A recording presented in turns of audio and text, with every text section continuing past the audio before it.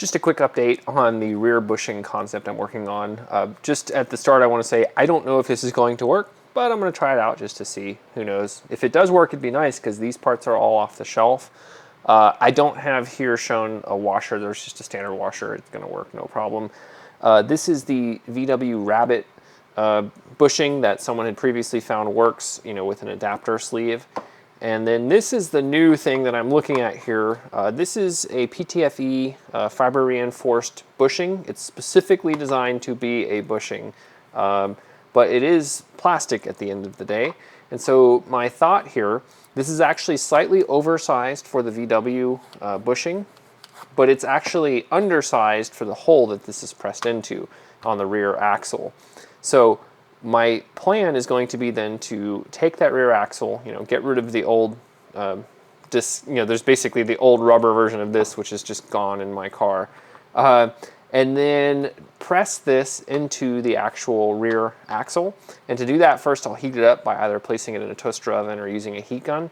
And then I'll press it in with an arbor press. You could probably use a C-clamp as well.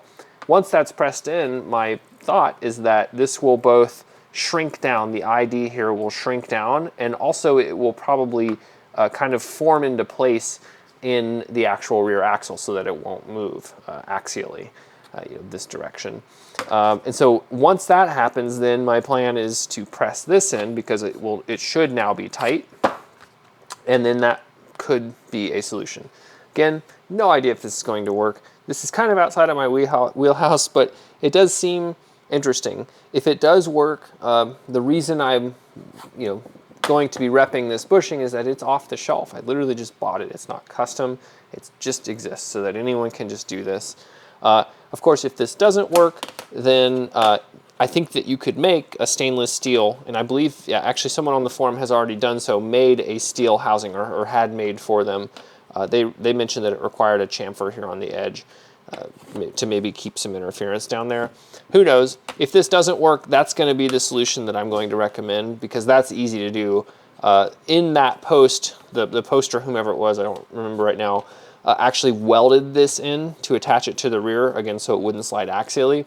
But I think what you could do just as easily is in a stainless steel version of this, you could glue it in, and if you didn't want to glue it, or in combination with gluing it, you could also tap a hole, a set screw from the side, and just drill a hole through the rear, and then if this was a custom-made part, you could basically thread this, M3, put a couple M3 bolts in it. This to me makes a lot more sense than the poly bushings, the other competing option here. Again, just because this is a rubber bushing for a rear axle. Now this does seem kind of stiff, but it actually has an outer part here and then an inner rubber spot. It is still pretty stiff, so I'm not sure there's a huge difference in poly. But again, I'm not an expert in this. I'm just kind of winging it here just to see what happens. Ultimately, any solution is going to be better than what I have now. The last thing I'll mention this is that I did actually see that if you select like a 2002 model year or newer Honda Insight on Honda Automotive Parts or whatever, it does show the rear, the whole frame being available. I think it's like $850 now.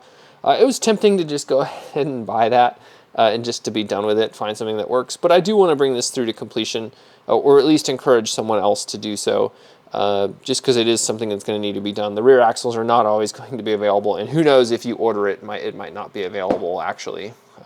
So anyway, that is this. Now, I haven't done it yet because I don't want to take my rear axle off, and I talked to Scott, and he mentioned he has a bent one, like a car that got wrecked or something, I don't actually know. And so he's going to cut just the ID off of that and send it to me in the mail. That way I can just kind of proof of concept this, see if it's going to work. And once I do that, to make sure there's not going to be an axial issue here, when I press fit it in there, I'll let it cool down and form. And then I can actually just take the arbor press and try to push this back out. Just try and just put a force that way and see if it will push back out. So we'll see what happens. 5 minutes, probably long enough for this one. As always, thanks for watching.